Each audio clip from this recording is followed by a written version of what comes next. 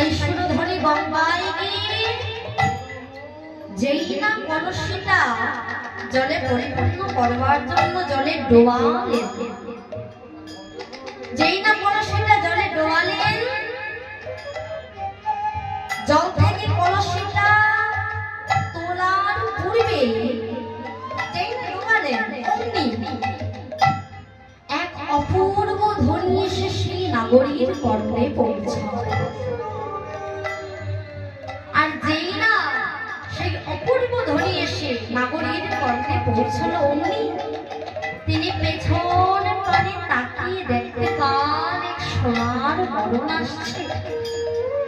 সোনার বরণ নীরদ নয়নে নিরঘন সিঞ্চনে পুলক মুকুল অবলম্ব।